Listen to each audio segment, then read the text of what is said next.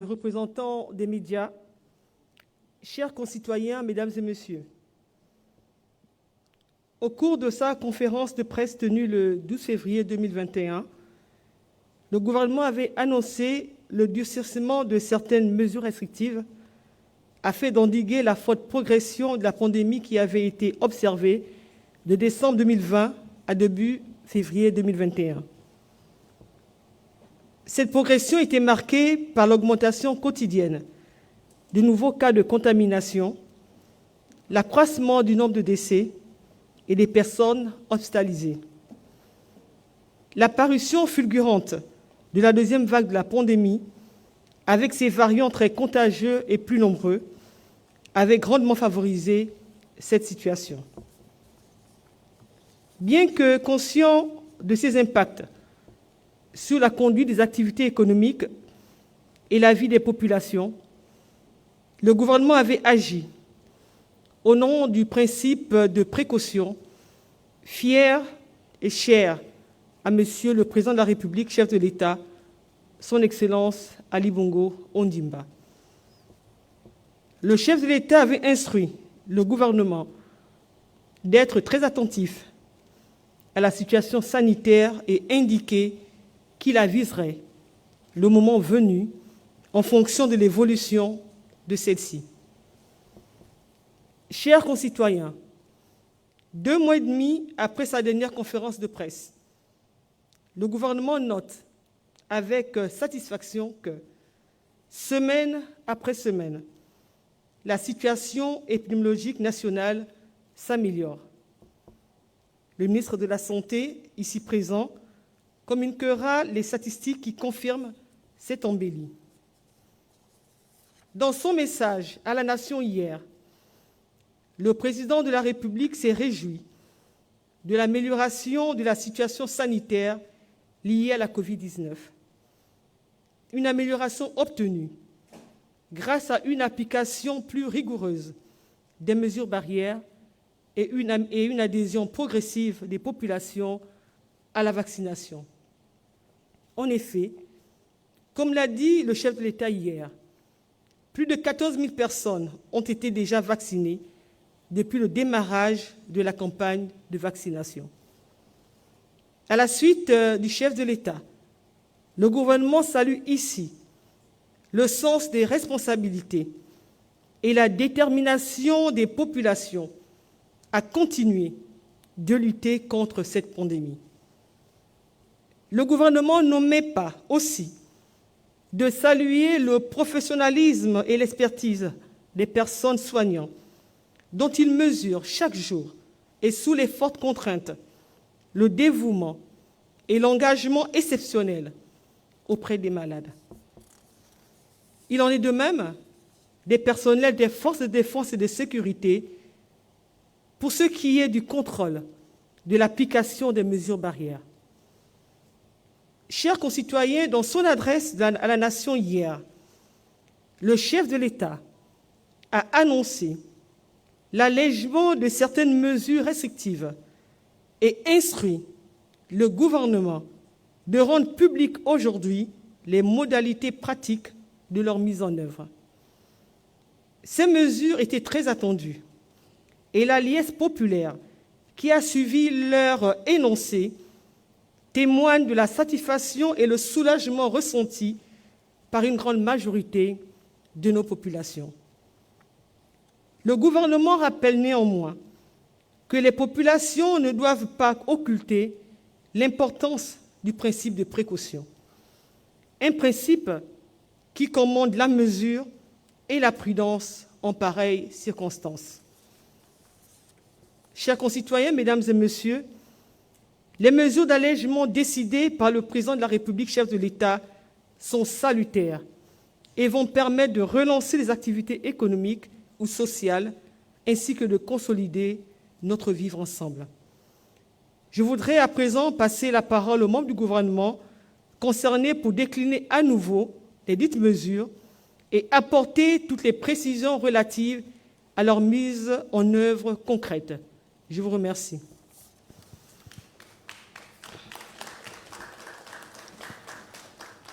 Merci, Excellence, Madame le Premier ministre, chef du gouvernement. À la suite de votre propos introductif, nous suivrons donc l'intervention de Monsieur le ministre de la Santé, Dr Guy-Patrick Obiandong, pour faire le point sur la situation épidémiologique au Gabon.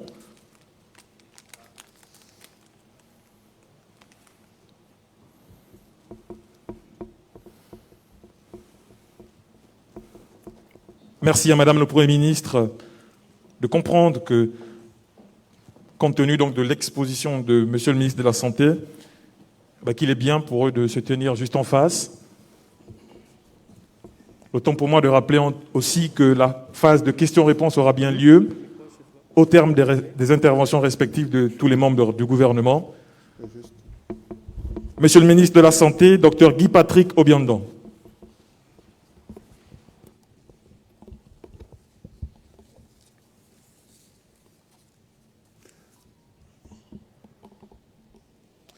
Madame le Premier ministre, Mesdames et Messieurs les membres du gouvernement, Mesdames et Messieurs les représentants des organes de presse, Mesdames et Messieurs, distingués invités, le Premier ministre l'a indiqué dans son propos introductif que le ministre de la Santé fera la présentation de la situation épidémiologique de la pandémie de la Covid-19.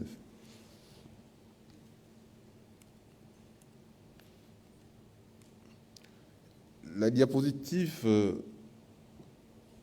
suivante, cette diapositive plutôt, représente le profil épidémiologique de la Covid-19.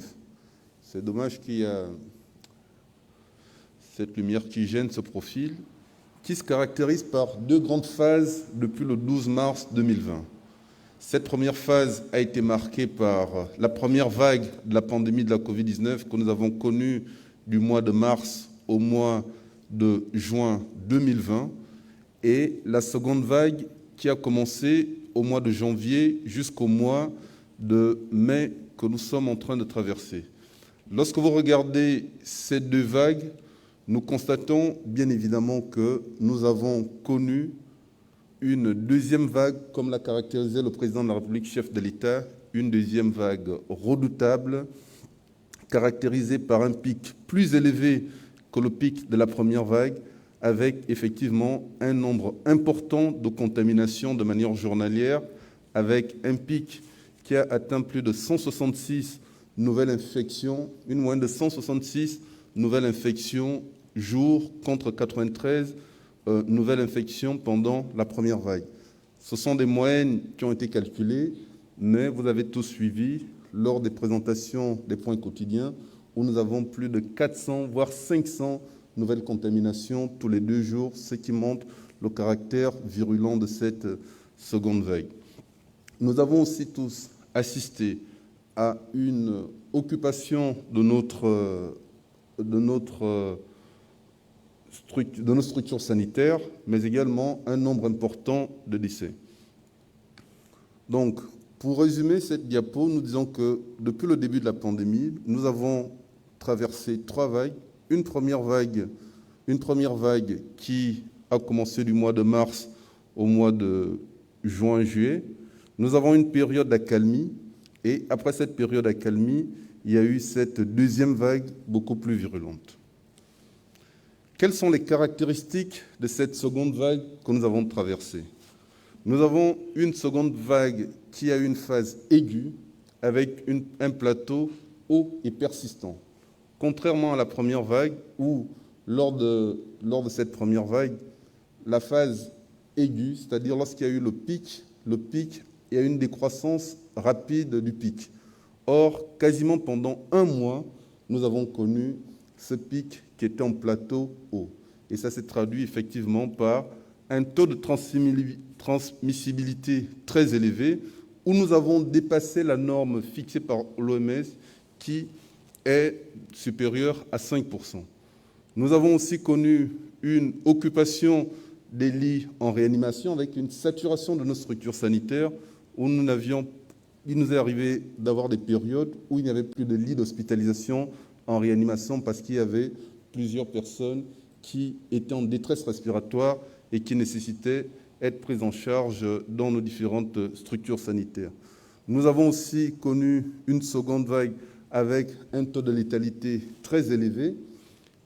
Plus de 75% des décès enregistrés ont été enregistrés durant cette seconde vague. Sur les 150 personnes décédées, plus de 75% sont décédées durant cette seconde vague. Cette seconde vague, comme Madame le Premier ministre venait de le dire, a été marquée par la présence des variants, où nous avons enregistré dans nos statistiques la présence du variant britannique, la présence du variant sud-africain, mais aussi la présence du variant indien. Ces variants ont été diagnostiqués grâce au laboratoire P4 du CIRMF et au laboratoire P3 du CERMEL qui ont permis de pouvoir diagnostiquer ces différents variants. Ces variants sont passés de la phase importée vers la phase communautaire. Ça veut dire quoi? Ça veut dire que lorsque nous avons fait l'analyse de ces différents variants, il ne s'agissait plus uniquement des voyageurs. Lorsque nous avons diagnostiqué, lorsque nous avons exploré les cas positifs dans la communauté, des personnes qui venaient se faire dépister, qui n'avaient pas voyagé, nous avons trouvé que certains parmi elles avaient déjà le variant britannique, certains le variant sud-africain. Quelle est la stratégie nationale pour une reprise du cours normal de la vie? Le président de la République, chef de l'État, l'a indiqué hier. Cette stratégie repose sur le dépistage par les tests PCR et les tests antigéniques, le respect des mesures barrières et des protocoles sanitaires édictés par le gouvernement dans chaque secteur d'activité et surtout aujourd'hui la vaccination contre la Covid-19. Cette vaccination contre la Covid-19 a pour but de protéger la population contre les formes graves et les décès liés à la Covid-19.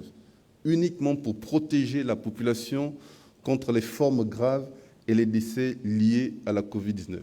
Et de réduire, voire briser la chaîne de contamination de la Covid-19. Le principe de cette vaccination est basé sur le volontariat, le consentement éclairé et la pharmacovigilance. Quel est le point sur la situation vaccinale le 28 mai? D'abord, il faut préciser que sur les très hautes instructions du président de la République, nous avons procédé à la mise en place des centres de vaccination dans toutes les provinces du Gabon. Aujourd'hui, nous avons atteint une couverture de 100% pour l'accès à la vaccination au niveau national. Actuellement, nous avons 14 352 personnes qui ont été vaccinées, qui ont reçu leur première dose, et 8 172 qui ont reçu leur deuxième dose. Toutefois, il est important de préciser qu'il y a 15 074 personnes qui se sont présentées grâce à l'examen, à l'interrogatoire qui est fait à toutes les personnes qui vont se faire vacciner. Nous avons quand même pu avoir sensiblement 700 à 800 personnes qui n'étaient pas éligibles à la vaccination. Ça veut dire qu'il y a un travail qui est fait par le personnel de santé, par les professionnels de santé, par les médecins qui travaillent dans ces centres de vaccination pour pouvoir identifier et définir quelles sont les personnes éligibles et quelles sont les personnes qui ne sont pas éligibles à la vaccination. Sur le plan de la répartition des vaccinés, nous avons plus de 90% des personnes qui sont fait vacciner sont des personnes qui ont moins de 60 ans, ce qui se comprend parce que lorsqu'on regarde la répartition de la population gabonaise, c'est une population qui est jeune, dont la tranche d'âge la plus importante est entre 25 et 55 ans. Donc, ce qui peut expliquer que plus de 60%, 90% des personnes vaccinées ont un âge inférieur à 60 ans. Nous avons par contre constaté que les hommes se vaccinent plus que les femmes. Nous avons, dans notre cohorte, enregistré plus de 79% d'hommes qui sont vaccinés et le pourcentage des femmes est actuellement à 21%.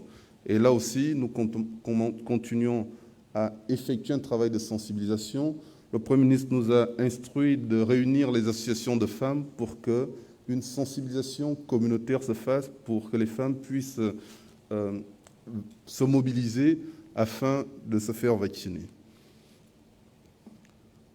Lorsqu'on regarde la répartition des vaccinés en fonction des comorbidités, en effet, les personnes hypertendues sont plus mobilisées dans la vaccination. Ces différents histogrammes montrent que les personnes vaccinées en rouge sont en premier par rapport à la vaccination, suivi des personnes qui ont le diabète et les personnes qui ont l'obésité. D'autres personnes qui ne présentent aucune comorbidité se mobilisent également pour cette vaccination. Madame la Première ministre, Mesdames et Messieurs les membres du gouvernement, en travaillant avec le professeur Bouillot, nous avons voulu présenter cette courbe qui montre l'impact de la vaccination sur la diminution de la prévalence d'une maladie. Nous constatons que lorsqu'il y a une augmentation de la couverture vaccinale, la maladie causale diminue. Donc, c'est une courbe qui a été faite par une courbe observationnelle sur une étude qui a été menée, qui montrait que plus on vaccine une population, plus la maladie va diminuer. Par contre, lorsqu'il y a une perte de confiance par la population, on peut observer une flambée de l'épidémie. C'est simplement pour dire que lorsque le gouvernement incite la population à se faire vacciner, parce que son objectif, c'est de pouvoir éradiquer la pandémie contre la Covid-19 et qu'il existe un lien direct entre le taux de personnes vaccinées et la diminution de la prévalence et la diminution du nombre de personnes contaminées par la Covid-19. Cette diapo montre effectivement l'impact des campagnes de vaccination sur des maladies qui ont quasiment été éradiquées, en disant que grâce aux campagnes de vaccination effectuées, il y a eu une éradication de la rougeole, de l'hépatite B, de la poliomyélite et de certaines autres maladies telles que l'hépatite B. Une notion importante est à retenir sur cette vaccination. L'immunité totale n'est pas acquise après la première dose de vaccination. La première dose de vaccination permet d'avoir un premier niveau d'immunité et c'est lors de la deuxième dose de vaccination qu'on a une plus grande immunité. La deuxième dose de vaccination permet de pouvoir renforcer votre système immunitaire. Et l'immunité totale, c'est-à-dire la protection totale, est acquise 14 jours après la deuxième dose de vaccination. C'est pourquoi dans les mesures qui ont été prises par le gouvernement, les nouvelles mesures qui ont été prises par le président de la République, on parle d'un certain nombre de dispositions qui pourront se faire 14 jours après la deuxième dose. Je vous remercie. Concernant les mesures d'allègement du secteur santé, le président de la République a énoncé un certain nombre de mesures. Concernant le secteur santé, la mesure suivante a été prise, notamment l'exemption des tests de dépistage Covid-19 pour les personnes vaccinées 14 jours après avoir reçu la deuxième dose. La deuxième mesure, c'est la prolongation de la durée de validité des tests PCR de 7 à 14 jours pour les personnes n'effectuant aucun déplacement, c'est-à-dire les personnes qui ne sortent pas du Grand Libreville. Lorsque ces personnes feront le test PCR, la durée de validité sera de 14 jours. Ça passera de 7 à 14 jours. Mais lorsque vous voulez aller à l'intérieur du pays, lorsque vous voulez sortir du Grand Libreville, la durée de validité du test sera maintenant de 5 jours. Toutefois, si vous êtes vacciné, si vous avez vos 2 doses de vaccin, 14 jours après avoir reçu la deuxième dose de vaccin, vous n'êtes plus obligé de présenter le test PCR. Vous pouvez tout simplement présenter votre carte de vaccination. Donc, lorsqu'on parle de cette exemption des tests PCR pour les personnes vaccinées, on n'a pas dit test PCR et vaccin. On a dit test PCR ou vaccin. C'est-à-dire une personne vaccinée ne présentera plus son test PCR pour avoir accès à un certain nombre de services qui seront définis par les autres secteurs d'activité. Toutefois, la vaccination n'exonère pas du respect des mesures barrières. Le gouvernement insiste sur le maintien des gestes barrières, notamment sur le port obligatoire des masques dans les espaces publics, sur le lavage des mains avec du savon ou du gel hydroalcoolique et sur la distanciation sociale. C'est ce qu'on appelle la vaccination sociale, le respect de ces mesures barrières. Il y a aussi le respect des protocoles sanitaires par secteur d'activité. Ces protocoles sanitaires ont été édictés par le gouvernement en fonction de chaque secteur d'activité. Ces protocoles sanitaires restent de vigueur à ce jour. Je vous remercie. Merci, Monsieur le ministre de la Santé, pour votre présentation. Je vais inviter encore une fois très respectueusement Madame le Premier ministre, chef du gouvernement et les membres du gouvernement conviés à bien vouloir regagner l'estrade.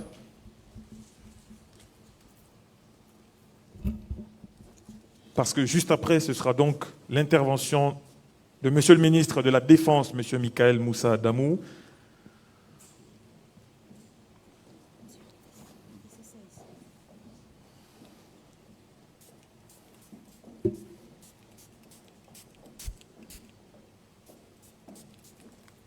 Et après Monsieur le ministre de la Défense, ce sera Monsieur le ministre du Commerce,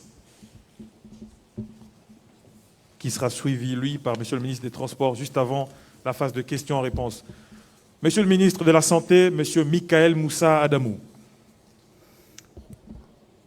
Je vous prie de bien vouloir m'excuser, il s'agit de Monsieur le ministre de la Défense nationale, Monsieur Michael Moussa Adamou. Merci.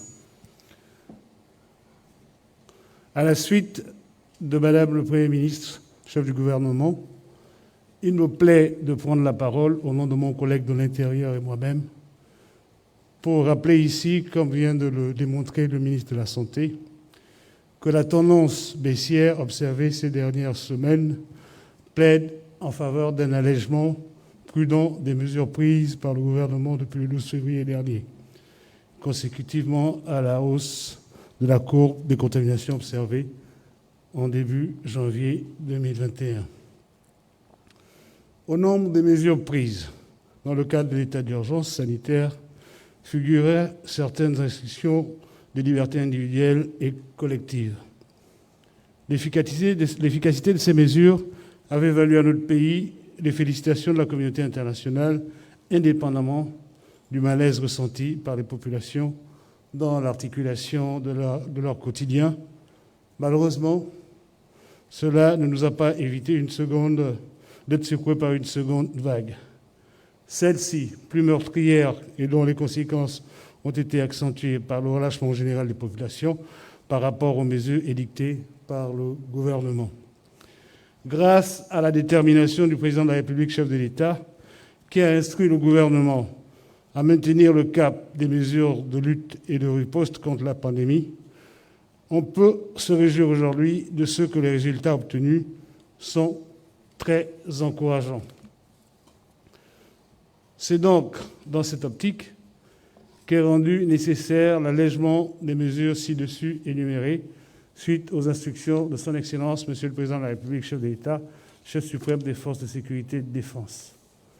Pour ce qui est du volet sécuritaire, le couvre-feu est décalé de 3 heures et passe désormais de 21h à 5h du matin dès ce soir.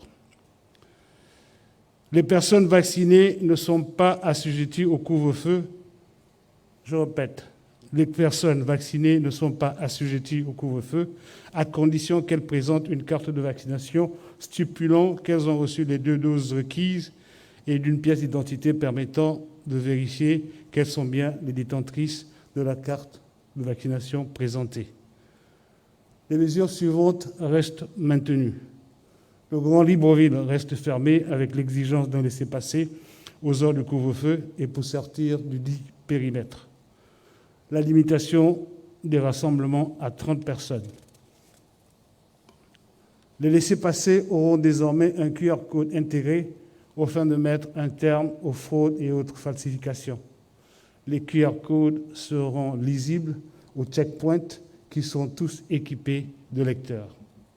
Par ailleurs, la tendance baissière observée actuellement ne doit surtout pas s'interpréter comme la fin de la pandémie, surtout dans le contexte actuel où l'on observe encore une très faible mobilisation des populations sur le processus de vaccination.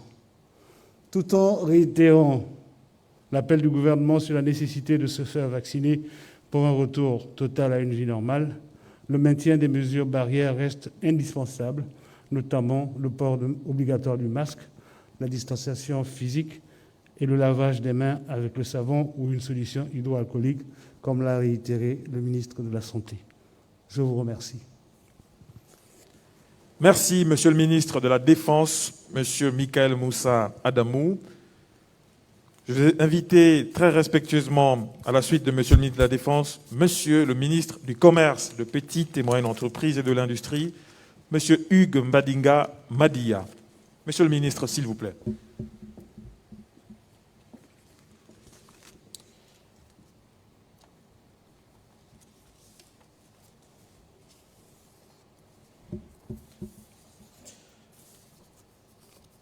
Excellences, Madame le Premier ministre, Mesdames et Messieurs les membres du gouvernement, Mesdames et Messieurs de la presse, dans son adresse à la nation du 28 mai 2021, le Président de la République, chef de l'État, son Excellence Ali Bongo Ondimba, a instruit le gouvernement de mettre en œuvre un certain nombre de mesures qui entrent dans le cadre d'un plan d'assouplissement progressif des restrictions édictées dans le cadre de la lutte sanitaire contre la Covid-19.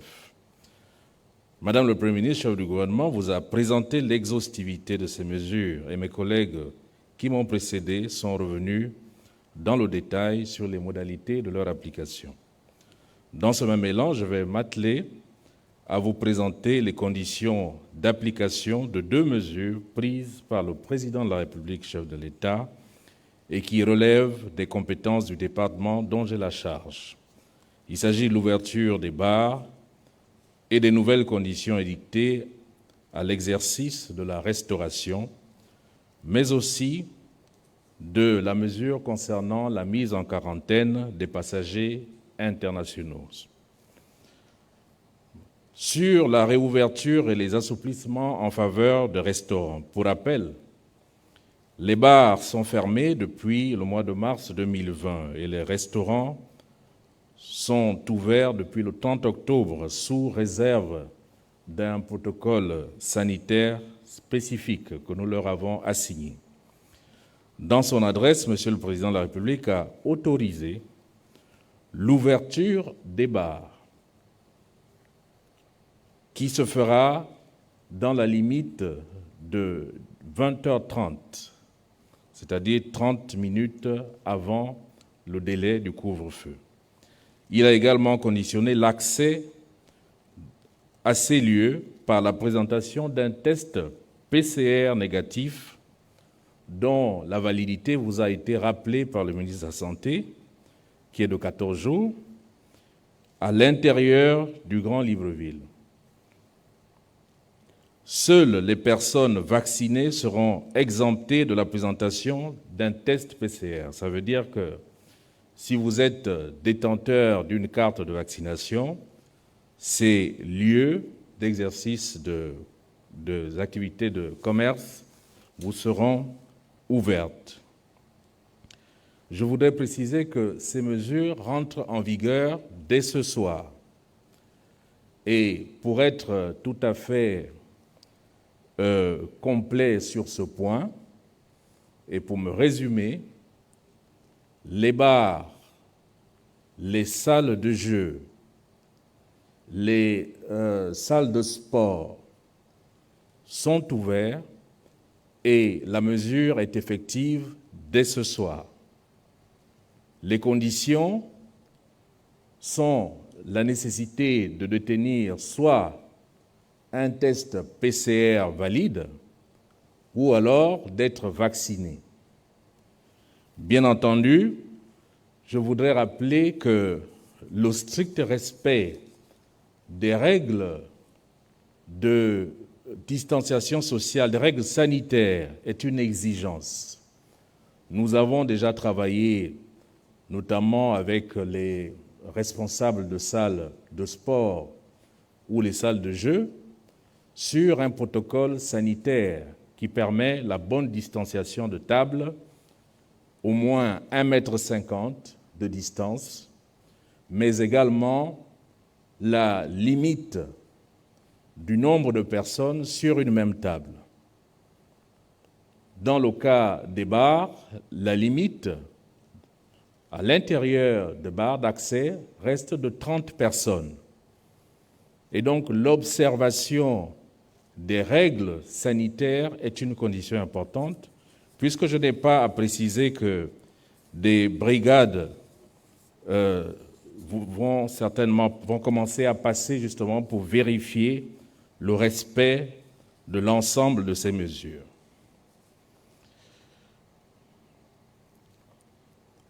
Pour ce qui concerne la mise en quarantaine des passagers internationaux, je voudrais dire que la mise en œuvre de cette mesure se fera en étroite collaboration avec mes collègues en charge de la santé, du transport, du tourisme. Comme l'a annoncé M. le Président de la République dans son importante allocution à la Nation, cette mesure concernera les passagers internationaux qui arrivent dans notre pays, gabonais ou non, tous ceux qui arrivent par les vols internationaux. Donc cette mesure les concerne tous. Ces derniers seront soumis à l'obligation d'un test PCR et à une quarantaine de 24 heures dans les structures hôtelières. Le chef de l'État a fixé, pour rappel, le début de cette mesure au 15 juin 2021. L'élaboration d'un cadre juridique et réglementaire s'articulant autour d'un projet d'arrêté ainsi qu'un cahier de charges à l'endroit des hôteliers qui prendront part à ce programme est effective. Ces textes sont prêts après avoir fait l'objet de l'examen dans le cadre d'un comité technique mis en place à cet effet. Le cahier de charges a fait l'objet de diffusion aux professionnels de l'hôtellerie, regroupés essentiellement au sein du club tourisme de Libreville. Je tiens néanmoins à préciser que cette offre s'adresse à tous les hôteliers du Grand Libreville, sous réserve du respect du protocole conçu à cet effet, lequel protocole sera largement diffusé, rendu public, sur les supports de communication du gouvernement, notamment ceux du ministère du Commerce et du ministère du Tourisme, particulièrement l'Agatour. Donc, tous les hôtels sont invités à participer à ce programme de quarantaine. La seule exigence, c'est le cahier de charges qui leur est transmis et leur capacité à respecter ce cahier de charges. Nous avons, dans le cadre de cette mesure, mis en place une plateforme de réservation de chambres en ligne. Cette plateforme communicative devra fournir aux voyageurs une information exhaustive sur l'offre hôtelière disponible. Cette plateforme mettra en relation les voyageurs, les hôteliers et le centre Gaouma pour le suivi de l'état des voyageurs et la délivrance de leurs tests au bout de 24 heures, soit par mail ou par SMS ou WhatsApp.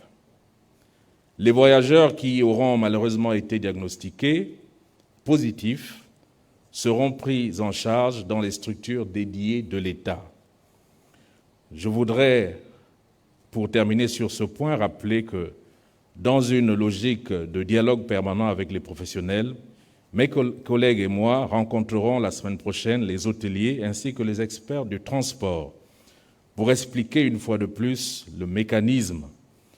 Mon collègue des transports reviendra dans les détails sur les questions liées à ses compétences. Je ne terminerai pas mon propos sans lancer une adresse aux commerçants, aux industriels, restaurateurs, artisans, tous ceux qui exercent une activité économique restons vigilants. Les gestes barrières doivent, plus que par le passé, être de mise. Faites-vous vacciner, ainsi que vos collaborateurs. Nous n'avons pas d'autre choix si nous voulons parvenir à une vie normale. Telle est, Excellence, Madame le Premier ministre, Mesdames et Messieurs les ministres, chers collègues, Mesdames et Messieurs de la presse, l'essentiel de la communication que je me devais de porter à votre attention et à celle de nos compatriotes. Je vous remercie.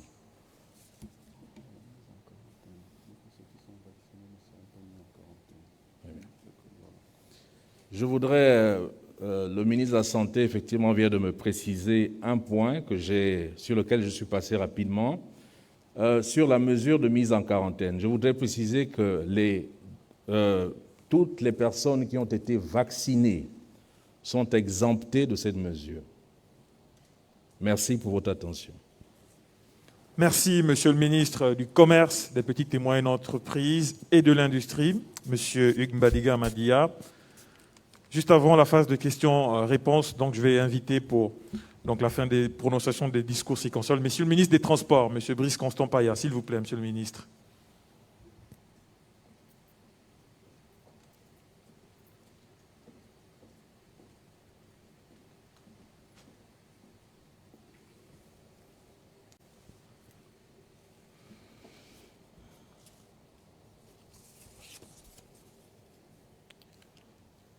Madame le Premier ministre, chef du gouvernement, Mesdames et Messieurs les membres du gouvernement, Mesdames et Messieurs les représentants des organes de presse, distingués invités, Mesdames, Messieurs, la justesse et l'opportunité du message à la nation de Monsieur le Président de la République, chef de l'État, Son Excellence Ali Bongo Ondimba, combinée à la clarté des propos introductifs de Madame le Premier ministre, chef du gouvernement, Madame Rose Christiane Ossouka-Aponda, n'appelle de notre part aucun développement supplémentaire, sauf à rappeler qu'en matière de transport, les mesures en vigueur demeurent inchangées, tant en ce qui concerne le transport aérien que les autres modes de transport, routier, ferroviaire et par voie d'eau. Pour mémoire, parlant du transport aérien, les compagnies aériennes sont tenues d'effectuer leur programme de vol selon les modalités suivantes. Les vols internationaux pour les compagnies aériennes étrangères sont maintenus à 2 fréquences par semaine et par compagnie. Les vols internationaux effectués par les compagnies nationales sont fixés à 2 fréquences par semaine, par destination et par compagnie. Les vols de transport de fret, ainsi que les vols domestiques de passagers, sont autorisés sans limitation de fréquence. En ce qui concerne les transports urbains et suburbains, le chargement des passagers est limité comme suit. Toujours pour mémoire, 9 passagers maximum dans les taxibus de 18 places, plus le chauffeur. 3 passagers maximum dans les taxis et les clandos, plus le chauffeur. 16 passagers pour les autobus de 30 places, plus le chauffeur. Les chauffeurs sont tenus de faire respecter les mesures barrières, de porter un masque et d'être en possession des produits désinfectants. Chaque client doit porter un masque et se désinfecter les mains avant d'entrer à bord des taxis. Dans le cas des transports ferroviaires et par voie d'eau ou routiers interurbains, les passagers sont tenus de respecter toutes les mesures de prévention contre la Covid-19, notamment présenter la preuve de leur négativité au test PCR d'une validité de 5 jours, porter un masque, présenter une température corporelle normale, respecter la distanciation physique. Je précise, pour le transport interurbain, que les personnes, les chauffeurs vaccinés, donc ayant subi leur 2e dose de vaccin, peuvent circuler sans l'obligation de la présentation de leur test PCR. Je vous remercie. Merci, Monsieur le ministre des Transports, Monsieur Brice Constant Paya. Voilà, Excellence, Madame le Premier ministre, nous sommes arrivés au terme de ce qu'on vient d'être nommé ici, la fin de la première partie de notre activité. Nous allons passer donc à la seconde, qui est la phase de questions-réponses.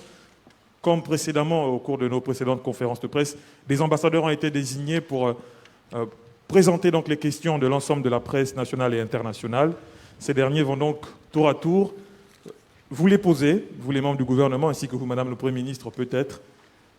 Je vais inviter ceux qui m'accompagnent de bien vouloir m'aider à passer le micro tour à tour à nos ambassadeurs, s'il vous plaît, et demander aussi au régisseur de lumière de bien vouloir nous les remettre, s'il vous plaît. Vous connaissez le principe, messieurs et dames de la presse, vous vous présentez et vous posez votre question de façon assez succincte, s'il vous plaît. Bonjour, mesdames et messieurs, Madame le Premier ministre. Merci de me donner cette parole. Je suis Charles Stibibalou du journal La Calotte, ambassadeur pour le compte du ministère de Transport. Je vais faire une attention, mais je vais parler en langue vernaculaire parce que la question m'a été posée en langue vernaculaire. Je m'adresse directement au ministre Brice Constant Paya. Amouane. Chamboul Mabeya. Chamboul Mabeya. Loluya Dol Kandebe. Dol Kandebe. Besia Utso Mbungu Ibo. Matamulundu na to Mwanda. Amil Kalikumi. Anum Sakabum. Mabedmo Maranga. Mabedmo Maranga. Yana Mbungu Ibo. Matakembo. Kuna na Melen. Mushika Mukama. Yana Sakabum Mwana. Yana Kalabesu. Kumatsenga malendeti. Chamblukan Mupenda. Loluya wala malel nanyanya oti batu bangishi pombo utombungu bana ani bakumba busa mbungu ina vulanga badol kabakuna ani karikale besu lolota mwana tela amika chawu kalbi yababe banzoku bakamu chamangundu. Pardon, désolé de vous interrompre. Non, j'en viens. Elle est assez longue parce que vous devez aussi traduire la question en français. Mais justement, je suis en train de traduire maintenant la question. Le principe était que vous soyez succinct afin de donner la possibilité à tout le monde de prendre la parole. Je vous en prie, s'il vous plaît, pouvez-vous passer à la traduction en français afin que le ministre puisse répondre?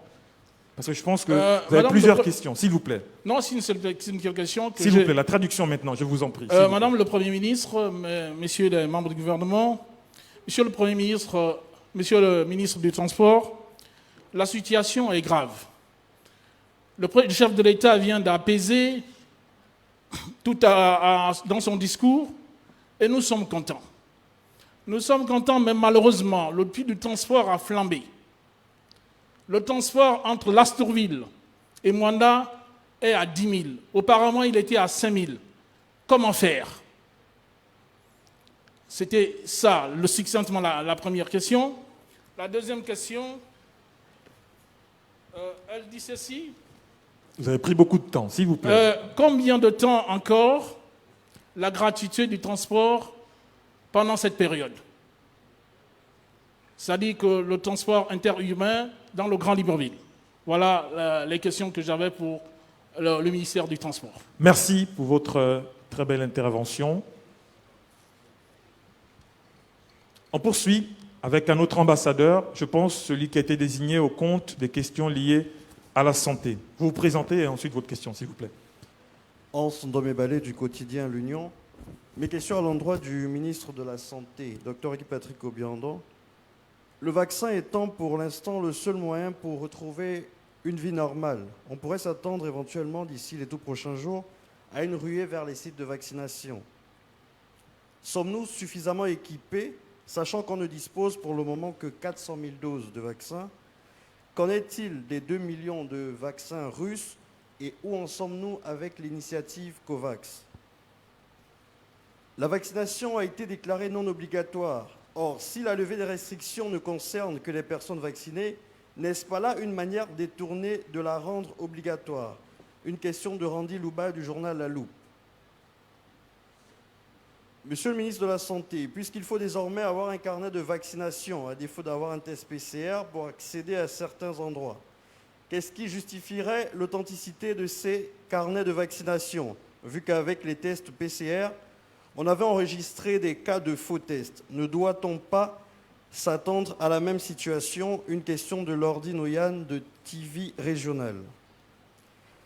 Monsieur le ministre, lors de l'une de vos conférences de presse, vous avez affirmé ceci: le vaccin ne protège pas contre la Covid-19, il aide plutôt à réduire les formes graves de la maladie. Pourquoi alors l'imposer indirectement aux populations, vu qu'il ne protège pas la personne vaccinée? Toujours Lordi Noyan de TV Régional. Enfin, monsieur le ministre, une question d'Armel Bissi du groupe Laloé. Pourquoi maintenir le principe de volontariat en ce qui concerne le vaccin si la vaccination s'impose avec acuité pour un retour à la vie normale? Je vous remercie. C'est moi qui vous remercie. On poursuit avec le prochain ambassadeur, s'il vous plaît. Le principe est le même, présentation et intervention assez succincte. Vous vous levez, s'il vous plaît.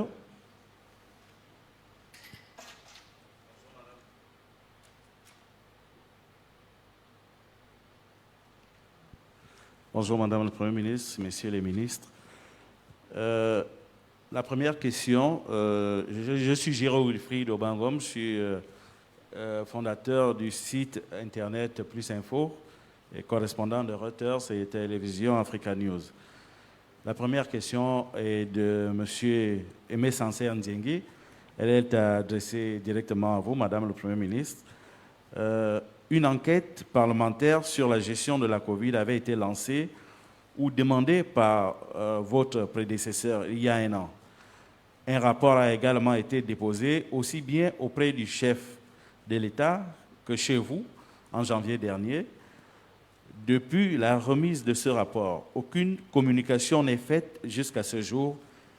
Est-ce que ce silence cautionne les rumeurs qui circulent depuis un moment où l'on indiquerait une audition du ministre de la Santé à la Direction générale des recherches? Quel est le bilan de ces 119 milliards? La deuxième question est adressée au ministre de la Défense.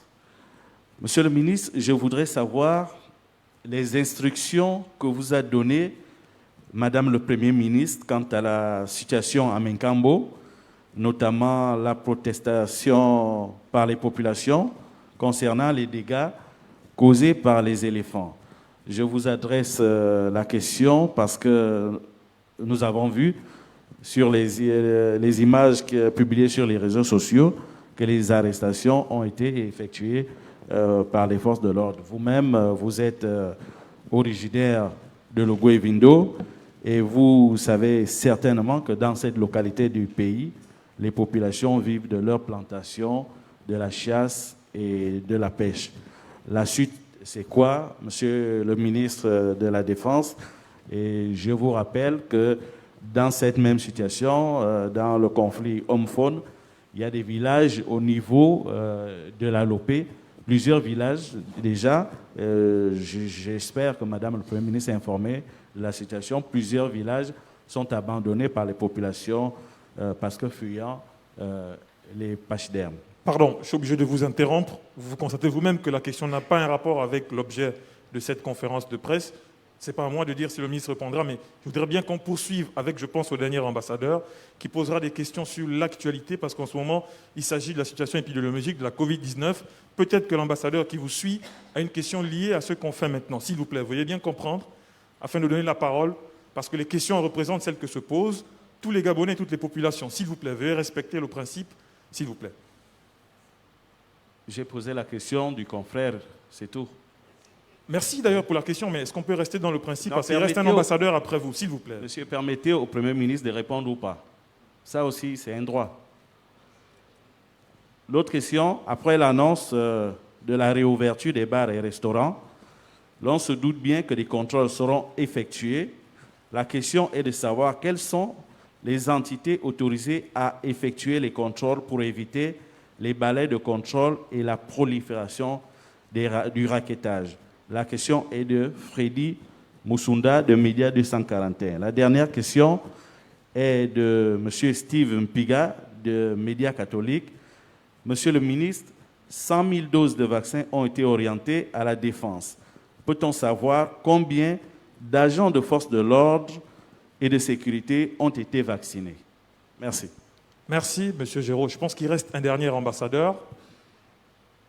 C'est cela, le dernier ambassadeur, s'il vous plaît. Bonjour, Madame le Premier ministre, chef du gouvernement. Bonjour, messieurs les membres du gouvernement. Ma question s'adresse, je suis Ryan Dengue de la rédaction de Radio Gabon. Ma question s'adresse au ministre du Commerce, M. Hugues Badinga Madia, qui a rappelé les secteurs du commerce qui bénéficient de ces mesures d'allègement. Et dans ce secteur précité, on n'a pas entendu parler des hôtels et des motels. Seront-ils ouverts ou fermés? Monsieur le ministre, jusqu'où iront les brigades mixtes pour s'assurer du respect des mesures barrières que vous venez de dicter dans les bars, lorsqu'on sait ou que l'on voit parfois des bars éloignés dans certains quartiers où la présence des forces de l'ordre parfois se font rares? Pourquoi ne pas évoquer le cas des Sassa sur la nouvelle route pour ne pas trahir des secrets, ou Anzanyon à Milonsi à Dragage, ou à Montalier, au Fin-Goudron, autant de quartiers où parfois on retrouve des bars ouverts sans respect des mesures barrières. Que fera le ministre du Commerce? Monsieur le ministre, dernière question concernant les mesures de mise en quarantaine des voyageurs internationaux que vous avez indiquées. Alors, vous avez précisé qu'une plateforme de réservation de chambres en ligne sera mise en place. Monsieur le ministre, qui supportera les charges de cette plateforme? Serait-ce l'État ou l'association des hôteliers? Cette question est de notre consoeur Estelle Amvam de la rédaction de Matin Équatorial, et également de Lordine Oyan de la rédaction de TV Régional. Je vous remercie. Merci. Merci à tous les ambassadeurs d'avoir accepté donc de porter toutes ces questions que se posent les populations entières aux membres du gouvernement ainsi qu'à Madame le Premier ministre, chef du gouvernement. À présent, on va passer donc aux réponses, aux éléments de réponse, pour ainsi dire, des membres du gouvernement. Je voulais demander à Excellence Madame le Premier ministre, vu qu'il y a une question qui vous a été adressée, souhaiteriez-vous y répondre déjà? Ou peut-être passerons-nous d'abord aux membres du gouvernement. Merci Madame le Premier ministre. Monsieur Hugues Badinga Madia, ministre du Commerce, des questions vous ont été adressées par mon confrère donc de Radio Gabon. Vous avez la parole, Monsieur le ministre, je vous remercie. Merci de me passer la parole. Vous avez posé la question sur les hôtels et les motels. Je confirme que déjà les hôtels, depuis la dernière conférence, sont ouverts sous respect du protocole qui leur est assigné. Aujourd'hui, cette mesure est étendue aux motels également, mais aussi à tout ce qui concerne les bars, les salles de jeu et les salles de sport, sous les conditions que j'ai édictées et que le président de la République, relayé par le Premier ministre cet après-midi, cet après-midi, ont rappelé, c'est-à-dire le respect du protocole à l'intérieur, l'accès donc pour les clients, la nécessité de détenir un test PCR valide ou alors une carte de vaccination. Vous avez posé la question donc de savoir au niveau des brigades mixtes. Ces brigades, comme vous le savez, sont constituées de plusieurs ministères. Donc, au niveau donc les forces de défense et de sécurité, le ministère de la Santé, le commerce, le tourisme, etc., même le transport. Les brigades vont continuer à circuler dans Libreville. Elles vont intensifier leurs actions. Mais ce que je voudrais vous dire aussi, c'est que je voudrais en appeler à l'esprit de citoyenneté aussi de ces acteurs économiques. vous avez vu que le ministre de la Santé a clairement présenté le lien entre l'évolution de la pandémie et les différents rythmes de desserrement. Donc il faut que ces acteurs-là sachent où est leur, on va dire, voilà, qu'est-ce qui est important pour eux. Nous savons aujourd'hui que ces décisions prises par le chef de l'État ne pourront être poursuivies que si la courbe d'évolution de la pandémie continue aussi à baisser.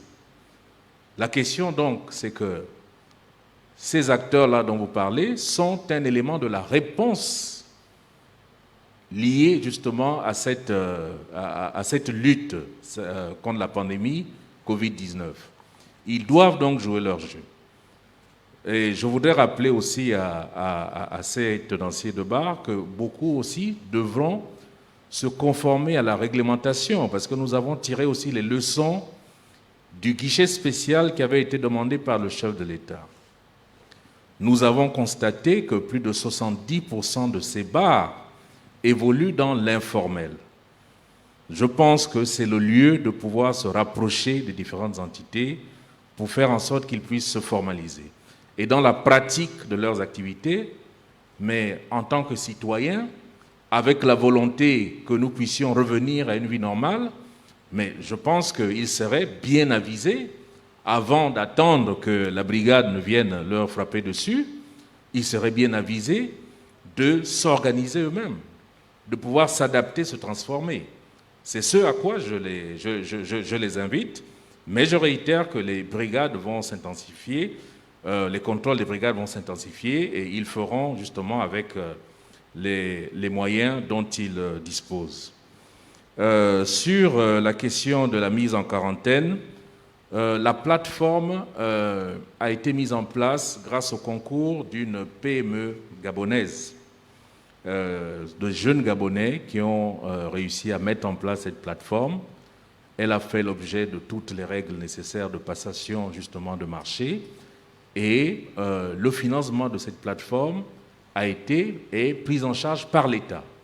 Donc les hôteliers ne perdront rien là-dedans. Au contraire, cette mesure de quarantaine, à notre avis, est quelque chose qui devrait aussi apporter un plus, un baume dans leur activité et doper un tout petit peu l'activité, mais pourvu qu'ils soient tous capables de respecter le cahier de charges que nous leur donnons. Donc voilà ce que je peux vous apporter comme élément de réponse à ce stade. Merci beaucoup.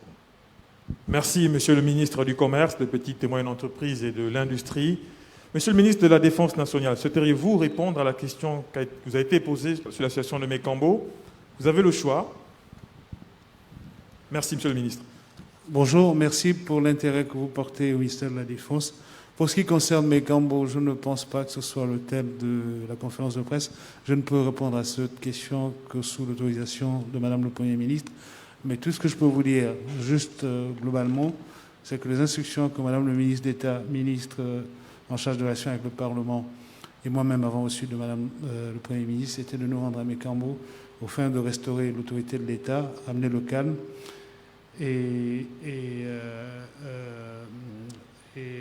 amener l'ordre public, ce qui a été fait. La situation à Mékambo est complexe. Il ne s'agit pas seulement du conflit homme-faune, qui est un conflit national, qui se retrouve un peu sur toute l'étendue de notre territoire. Mais la situation de Mékambo est particulière, je ne voudrais pas m'étaler là-dessus. Le calme était revenu, nous y sommes toujours, et quand j'aurai l'autorisation de Madame le Premier ministre, nous pourrons avoir une conférence de presse sur cette situation. Merci pour cet intérêt. La deuxième question qui concerne la défense était celle par rapport aux 100 000 doses de vaccins reçues par les forces de sécurité et de défense. Nous avons effectivement reçu 100 000 doses de vaccins. C'est une quantité suffisante qui nous permettra de vacciner toutes nos forces et les familles, y compris les forces de police nationale. Vous savez bien que l'armée, les forces de sécurité répondent à une certaine discipline. Il était question de mettre en place un plan de vaccination, ce qui a été fait. Nous attendions le plan national. Le ministre de la Santé a fait le tour du pays. La procédure est qu'à chaque fois qu'il est passé quelque part, il y a eu une quantité de doses, un certain nombre de doses qui ont été mises à la disposition de forces de sécurité et de défense. Beaucoup déjà à Libreville se sont fait vacciner, y compris moi-même. Beaucoup ont déjà reçu les 2 doses. D'autres ont reçu la première dose. Nous ne pouvons pas, au regard du caractère des forces armées et des forces de sécurité et de défense, nous ne pouvons pas vous donner le nombre exact. Mais je vous rassure et je vous assure qu'il y a un plan global de vaccination des forces qui est suivi. À la différence de la population globale, de la population générale, pour les forces de sécurité et de défense qui sont une priorité comme les personnels de santé, pour les forces de sécurité et de défense, c'est obligatoire, ce n'est pas un choix pour défendre la nation. Voilà ce que je tenais à dire sur la vaccination des forces de sécurité et de défense. Je vous remercie. Merci, Monsieur le ministre de la Défense. Monsieur le ministre de la Santé, les questions vous ont été posées. Vous allez apporter des éléments de réponse. En attendant, je voulais me permettre de demander à la régie Lumière de nous remettre, s'il vous plaît, ici la lumière, parce qu'on est suivi en direct sur beaucoup de chaînes de télévision, pour permettre aux téléspectateurs de bien pouvoir nous voir, s'il vous plaît. Monsieur le ministre de la Santé, merci. Merci, je voudrais vous remercier pour toutes les questions posées afin de nous permettre de mieux édifier la population sur quelques préoccupations. Effectivement, le gouvernement dispose aujourd'hui de 400 000 doses de vaccins. Ce sont des vaccins Sinopharm. Posons-nous la question déjà de la vitesse d'utilisation de ces 400 000 doses avant de se dire qu'il y aura pénurie de ces doses. Nous disposons aujourd'hui de 400 000 doses qui nous permettent de vacciner 200 000 personnes, ce qui représentera sensiblement 10% de la population gabonaise.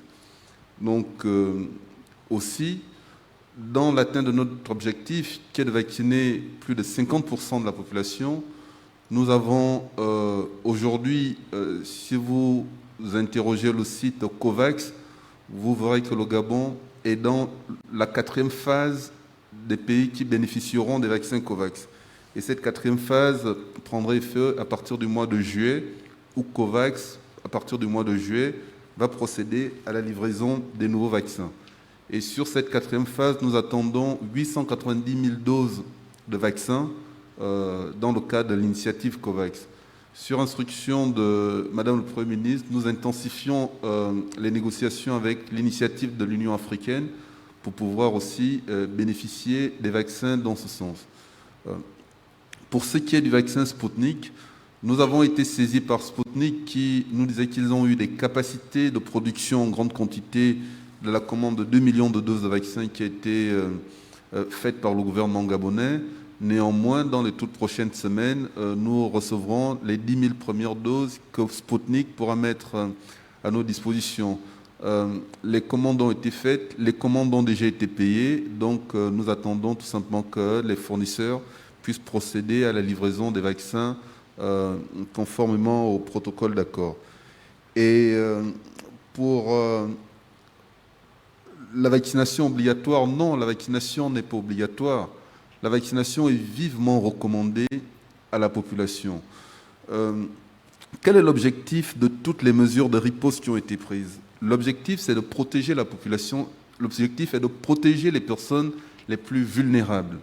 Or, sur le plan scientifique, lorsqu'une personne est vaccinée, cette personne est protégée. Cette personne développe une réponse immunitaire qui lui permet de mieux résister à la Covid-19. Et c'est pourquoi le gouvernement a pris la décision de pouvoir faire en sorte qu'une personne vaccinée, est une personne protégée, une personne vaccinée est une personne moins contagieuse, c'est-à-dire que lorsque vous avez reçu vos 2 doses de vaccin, avec un bon système immunitaire, le taux de contaminer l'autre devient très faible. Et une personne vaccinée, certes, une personne vaccinée peut être contaminée, ça c'est ce que j'ai dit, et c'est ce qui est prouvé scientifiquement, que lorsqu'on est vacciné, on n'est pas complètement protégé d'une autre contamination de la Covid-19. Mais l'avantage d'être vacciné, c'est que vous n'allez plus développer la forme grave, c'est-à-dire la détresse respiratoire qui emmène en réanimation, et cette réanimation, parfois dans cet état de détresse respiratoire qui peut entraîner le décès des personnes. Donc c'est pourquoi nous encourageons, nous recommandons vivement à la population de se faire vacciner. Le vaccin n'est pas obligatoire, le vaccin il est volontaire. Le vaccin il est volontaire et le gouvernement estime qu'une personne qui est bien vaccinée,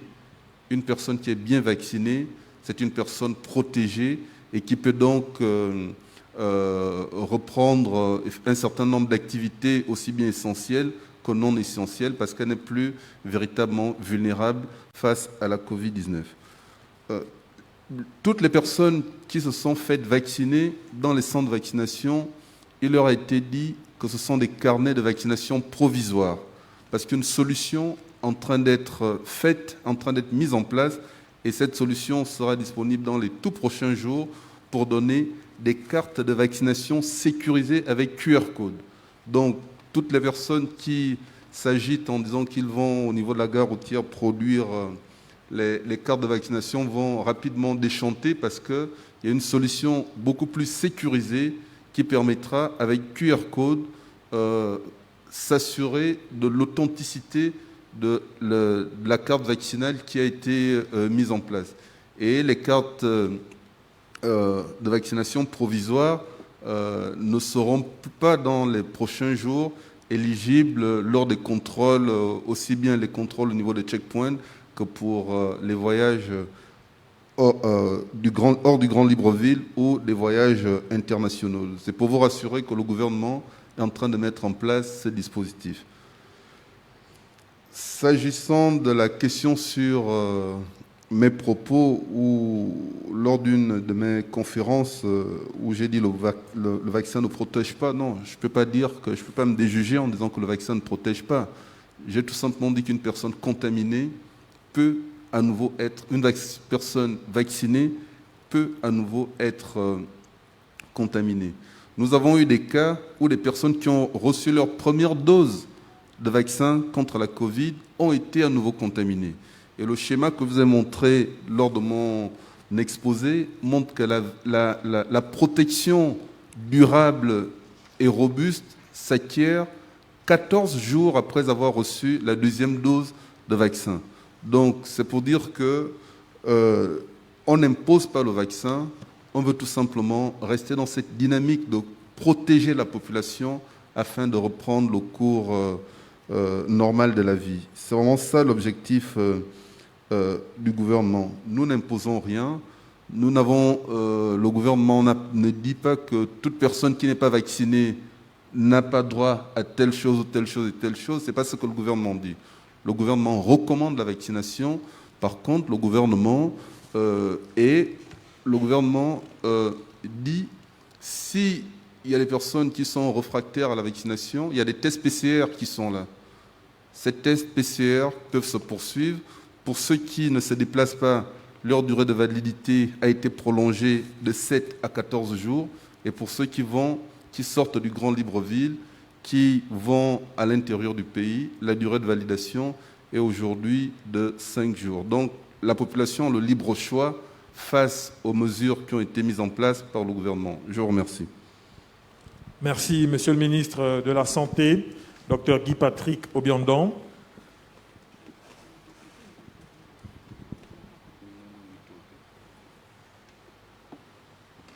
Monsieur le ministre des Transports, Monsieur Brice Constant Paya, c'est à vous de répondre aux questions qui vous ont été posées par vos compatriotes. Merci.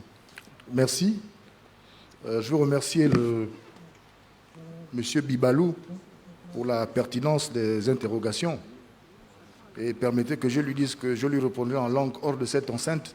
Pour l'instant, je lui répondrai en français, qui est la langue officielle, pour indiquer, en ce qui concerne sa deuxième interrogation notamment, que le président de la République est soucieux de l'accompagnement, un accompagnement nécessaire des populations gabonaises au moment où son économie subit de plein fouet les effets de la pandémie, la Covid-19, au moment où cette même économie est affectée par le reflux du cours des matières premières, le pétrole notamment. C'est pour cela, je crois, que le président n'a pas jugé utile d'annoncer dans son adresse d'hier à la nation le retrait de la mesure de gratuité des transports publics. Il faut donc retenir que pour l'heure, la gratuité des transports publics est bel et bien maintenue. Pour ce qui concerne votre première interrogation sur l'augmentation du prix des transports, je dois à la vérité de reconnaître avec vous qu'effectivement, nous avons constaté cette hausse des prix. Et le gouvernement ne reste pas sans rien faire. Dès le 17 février, j'ai moi-même, à mon cabinet, reçu l'ensemble des présidents des syndicats de transporteurs et ceux des syndicats des propriétaires de véhicules à usage de taxi. Nous avons échangé avec eux. Ces mêmes partenaires sociaux-là, nous les avons reçus dans le cadre de la cellule de veille économique à la riposte contre la Covid-19, accompagnés de mes collègues du commerce, de l'économie, du travail et de l'emploi. Nous avons à nouveau échangé avec eux pour convenir que les causes sont multiformes. Les acteurs sont également pluriels.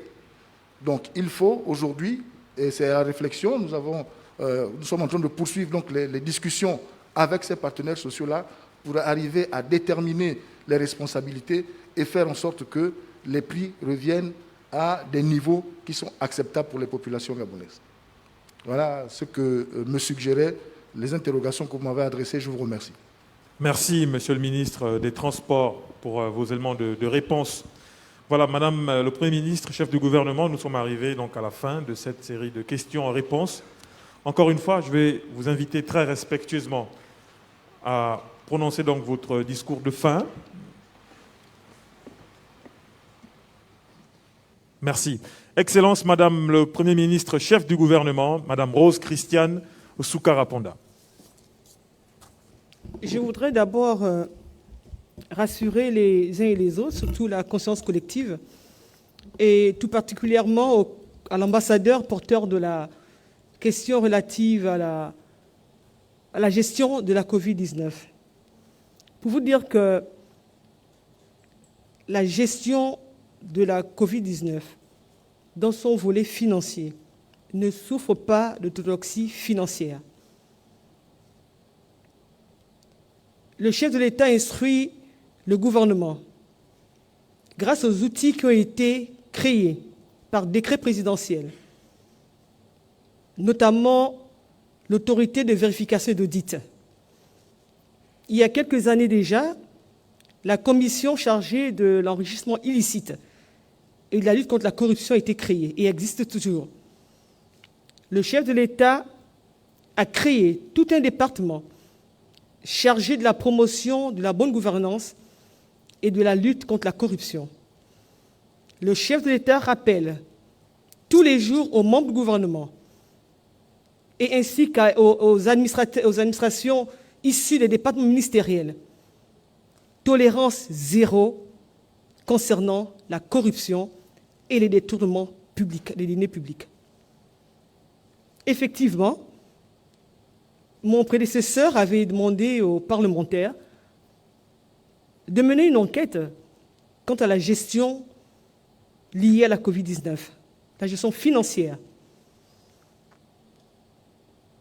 Compte tenu de la séparation des pouvoirs entre l'exécutif et le législatif, il revient à l'Assemblée nationale de déposer ou d'interpeller le gouvernement quant aux conclusions issues de cette enquête parlementaire.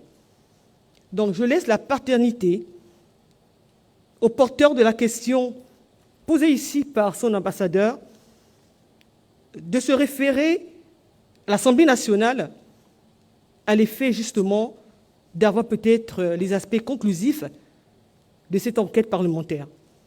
Mais rassurez-vous, les détournements des deniers publics sont punis et tout gestionnaire voulant détourner, quand c'est connu et que les preuves sont avérées, sont immédiatement traduits devant la justice et les tribunaux. La corruption également, et nous comptons sur vous les médias, de dénoncer tout aspect de corruption. C'est très important. Donc je puis rassurer le porteur de la question, lu par l'ambassadeur, que le gouvernement ne peut pas être silencieux. Et rassurez-vous, si ce silence était avéré, le gouvernement serait interpellé par l'Assemblée nationale. Aussi, je tiens à remercier tous les ambassadeurs porteurs des questions de leurs collègues, des questions et des précisions très importantes qui ont permis aux populations de mieux cerner toutes les modalités relatives aux mesures d'assouplissement qui ont été énoncées hier par le chef de l'État. Vous, les médias, nos chers médias, vous êtes les relais des populations. Et c'est toujours avec une réelle satisfaction que le gouvernement apprécie l'intérêt que vous attachez à lui transmettre les préoccupations de nos concitoyens. Les membres du gouvernement viennent de décliner les mesures d'allègement et de préciser les modalités de leur mise en œuvre. Ces mesures sont la juste récompense des sacrifices énormes et des efforts nécessaires que les populations ont consentis ces derniers mois pour améliorer la situation sanitaire dans notre pays. Toutefois, nous devons rappeler que ces mesures ne nous autorisent pas tout relâchement dans l'application des gestes barrières en cours. Nous disons bien, aucun relâchement n'est permis sous aucun prétexte. Nous devons demeurer vigilants, lucides et prudents. Nous devons demeurer pleinement mobilisés pour poursuivre nos efforts, car la menace des variants reste réelle et le combat est loin d'être terminé. À l'instar d'autres pays, la vaccination demeure. Pour le Gabon, la clé principale de la sortie de cette crise sanitaire est également la vaccination. Et comme l'a dit hier le chef de l'État à son adresse à la nation, je le cite, « Alors que de nombreux pays sont confrontés à des pénuries de vaccins contre la Covid-19, le Gabon, par des choix judicieux et efficaces, est parvenu à sécuriser son approvisionnement en vaccins. » Fin de citation. Tout à l'heure, dans la réponse aux questions qui ont été posées, le ministre de la Santé vous a expliqué toutes les démarches qui sont prises par le gouvernement à l'effet que l'État ou les populations aient plusieurs choix de vaccins et les démarches qui sont entreprises vers les mécanismes qui ont été créés à travers le monde, notamment le mécanisme COVAX ou encore l'initiative de l'Union africaine. Après avoir reçu de la Chine 2 dons de vaccins Sinopharm, notre pays, via le mécanisme COVAX, l'initiative de l'Union africaine, va également acquérir d'autres vaccins, en plus du Sputnik V. Le gouvernement entend ainsi mettre à disposition des populations une offre diversifiée des vaccins, tous efficaces. Chers concitoyens, les spécialistes ont affirmé que la vaccination ne présentait aucun danger pour la santé humaine et pour la vie. Bien au contraire, elle vise à assurer la protection directe des personnes vaccinées contre les formes sévères de la maladie, ainsi qu'à réduire ou prévenir les hospitalisations ou les décès. Ne soyons donc pas inquiets ou indécis sur le fait de se faire vacciner ou non. N'ayons pas peur, car les risques du vaccin sont bien moindres et moins fréquents que les dangers de la maladie. Nous devons être déterminés à franchir cette étape indispensable de la vaccination qui offrira à notre pays et au peuple gabonais des perspectives intéressantes, notamment le retour à une vie normale. Par ailleurs, le gouvernement rappelle que la vaccination ne signifie pas la fin des mesures sanitaires en vigueur. La distanciation physique, le port constant du masque et le lavage régulier des mains sont des habitudes à conserver. Comme l'a indiqué le chef de l'État, les personnes vaccinées sont exemptées de certaines restrictions. Alors, vaccinons-nous tous, même si le vaccin et volontaire. Cela pour bénéficier aussi de ces exemptions et accélérer la levée progressive des autres restrictions. C'est une cause républicaine qui nous engage tous. Chers concitoyens, mesdames et messieurs les responsables des médias, le président de la République, chef de l'État, son Excellence Ali Bongo Ondimba, sait compter sur la solidarité collective, sur le sens des responsabilités et sur l'esprit républicain de chacune et de chacun d'entre nous. Que Dieu protège le Gabon. Je vous remercie. Merci, Excellence, Madame le Premier ministre, chef du gouvernement, pour ce propos donc, de fin, qui par là même met un terme à cette conférence de presse du gouvernement sur la riposte sanitaire. Merci pour toutes les explications et illustrations apportées aux téléspectateurs et auditeurs, parce que nous avons été en direct sur Gabon Première, Gabon 24, Radio Gabon et sur les réseaux sociaux. Merci, Madame le Premier ministre, d'avoir répondu donc à ce rendez-vous. Merci aux membres du gouvernement qui vous ont accompagnés. Merci à vous, mesdames et messieurs de la presse. Nous allons donc regagner nos domiciles respectifs, mais d'avant, on va donc dire au revoir respectueusement à Madame le Premier ministre et sa suite.